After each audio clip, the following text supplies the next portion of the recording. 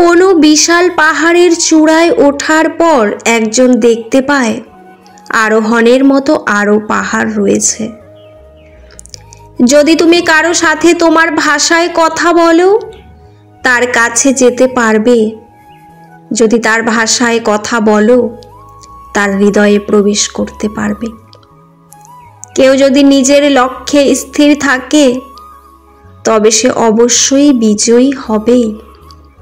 আমি যদি হারানো সময় আবার ফিরে পেতাম, তাহলে একই কাজগুলো আবার করতাম। নিজেকে একজন মানুষ বলে দাবি করেন এমন যে কোনো ব্যক্তি তাই করবেন। আমাকে আমার সফলতা দ্বারা বিচার করো না। ব্যর্থতা থেকে কতবার আমি ঘুরে দাঁড়িয়েছি তা দিয়ে আমাকে বিচার করো। তুমি যত মূল্যবান হবে, তত বেশি তুমি সমালোচনার পাত্র হবে। জীবনে যদি কিছু করতে চাও, তাহলে একলা কিভাবে লড়তে হয় তা শিখে নাও। যখন একজন মানুষ বিবেচনা করে যে নিজ জাতি এবং স্বদেশের প্রতি সে তার দায়িত্ব পালন করেছে, তখন সে শান্তিতে মৃত্যুবরণ করতে পারে। আপনি যদি শত্রুর সাথে শান্তিতে থাকতে চান, তবে তার সাথে আপনাকে মিশে যেতে হবে। কাঁধে কাঁধ মিলিয়ে কাজ করতে হবে, তবেই আপনার শত্রু আপনার সঙ্গীতে পরিণত হবে। শিক্ষা হচ্ছে সবচেয়ে শক্তিশালী অস্ত্র, যার মধ্যে দিয়ে পৃথিবীকে বদলে ফেলা যায়। যদি কেউ ঘৃণা করতে শেখে, তাহলে সে ভালোবাসা শিখে নিতে পারে। ঘৃণা নয়, মানব হৃদয়ে স্বাভাবিকভাবে ভালোবাসার জন্ম হয়। যদি তুমি কাহারও হৃদয়কে জয় করিতে চাও, তবে প্রথমে অন্তরে ভালোবাসার বীজ রোপণ করো। আর যদি তুমি জান্নাত পেতে চাও, তাহলে অন্যের পথে কাঁটা বিছানো ছেড়ে দাও। আমি প্রভুকে বললাম, আমি তোমাকে জানার আগে মরব না। প্রভু উত্তর দিলেন, যে আমাকে জানে সে কখনোই মরে না। আমি অনেক মানুষ দেখেছি যাদের শরীরে কোনো পোশাক নেই। আমি অনেক পোশাক দেখেছি যেগুলোর ভিতর মানুষ নেই। দুঃখ করো না, তুমি যা কিছু হারিয়েছ তার জন্য তুমি তা আবার ফিরে পাবে। যা কিছু হারিয়েছ আরেকভাবে, আরেক রূপে। যদি থাকে তোমার অতুল, তবে দান করো তোমার সম্পদ। যদি তোমার কিছুই না থাকে, তবে দান করো তোমার হৃদয়।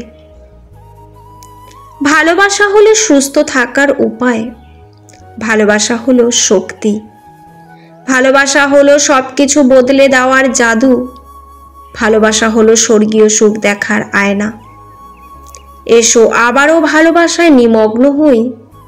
এসো আবার ভালোবাসায় এই পৃথিবীর সমস্ত ধূলিকণা চকচকে সোনায় রূপান্তর করি। প্রত্যেক হৃদয়েই একটি জানালা আছে। তুমি তোমার নিজের হৃদয়ের জানালা দিয়ে অন্যেরটাও দেখতে পাবে। যদি তারা জিজ্ঞেস করে ভালোবাসা কি, তাহলে তাদেরকে বলে দিও ইচ্ছের বলিদান। মেনে নাও স্রষ্টা যে সমস্যাগুলো তোমাকে দিয়েছেন, কেবল তখনই সমস্যা থেকে উত্তরণের দরজা খুলে যাবে। অন্যের জীবনের গল্প শোনো, সন্তুষ্ট হও না। নিজের পথ তৈরি করো, নিজের জীবন সাজাও। সবকিছু জেনে ফেলাই জ্ঞান নয়, জ্ঞান হলো কি কি এড়িয়ে যেতে হবে বা বর্জন করতে হবে তা জানা। যে মুহূর্তে তুমি তোমার ওপর পতিত সকল বাধা বিপত্তিকে স্বীকার করে নেবে, তখন থেকেই গুপ্তদ্বার তোমার জন্য উন্মুক্ত হয়ে যাবে। একজন আহত ব্যক্তি তার যন্ত্রণা যত সহজে ভুলে যায়, একজন অপমানিত ব্যক্তি তত সহজে অপমান ভোলে না। একজন জ্ঞানী ব্যক্তিকে একটি অনুষ্ঠানে কিছু বলার জন্য বলা হলো, তিনি স্টেজে উঠে একটি কৌতুক বললেন। হল ভর্তি দর্শক হাসিতে ফেটে পড়ল। একটু পরে তিনি একই কৌতুক আবারও বললেন। এবার খুব অল্প কয়েকজন হাসল।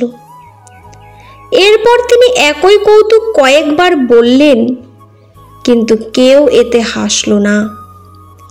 তিনি একটু হেসে সকলের উদ্দেশ্যে বললেন, আপনারা একই বিষয় নিয়ে কয়েকবার হাসতে পারেন না, তাহলে কেন একই জিনিস মনে করে বারবার অনেকবার কাঁদেন? কখনো আশা ছেড়ে দিবেন না, কারণ আপনি জানেন না আপনি লক্ষ্যের কত কাছে আছেন।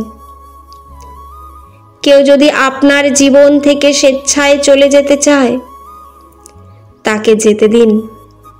সে হয়তো আপনার জীবনে তার থেকেও ভালো কারো আসার জন্য জায়গা করে দিচ্ছে। গর্ব না করাই গর্বের বিষয়। বড় হয়েও নিজেকে ছোট মনে করা গৌরবজনক। জীবন থেকে পালিয়ে যে বাঁচা যায় না, সমস্যা থাকবেই। পারো তো নিজের সমাধান করো না, পারো তো সময়ের হাতে ছেড়ে দাও। ধন সম্পদ অর্জন করতে গিয়ে নিজের শরীর সুস্থতা খুইয়ে দেয়, আবার শরীর সুস্থতা ফিরে পেতে সেই ধন সম্পদই খোয়ায়। আমি সবসময় নিজেকে সুখী ভাবি, কারণ আমি কখনোই কারো কাছে কিছু প্রত্যাশা করি না। কারো কাছে কিছু প্রত্যাশা করাটা সব সময় দুঃখের কারণ হয়ে দাঁড়ায়। যখন তুমি কোনো ভুল করে ফেলো, তখন এর পেছনে বেশি সময় ব্যয় করো না। ভুলের পেছনের কারণগুলোকে মনের মধ্যে গেঁথে নাও এবং সামনে তাকাও। ভুল তোমাকে শিক্ষা দেয় জ্ঞানী হয়ে উঠতে। অতীতকে বদলানো যায় না, কিন্তু ভবিষ্যৎ তোমার ক্ষমতার মধ্যে। পরিশ্রম করুন, কঠিন পরিশ্রম। আপনার কাজকে সহজ করতেই আপনাকে পরিশ্রম করতে হবে। কারণ একবার পরিশ্রম করে আপনি যদি আপনার কাজকে সঠিকভাবে বুঝে ফেলতে সক্ষম হন, তবে পরবর্তী সময়ে আপনাকে কোনো কঠিন পরিশ্রম না করেই এর ফায়দা উঠিয়ে চলতে পারবেন। ভিডিওটি ভালো লাগলে চ্যানেলটি সাবস্ক্রাইব করে পাশে থাকবেন। পুরো ভিডিওটি দেখার জন্য আপনাদের অসংখ্য ধন্যবাদ। ভিডিওর শেষে জয় শ্রীকৃষ্ণ লিখতে ভুলবেন না। ভালো থাকবেন। ধন্যবাদ।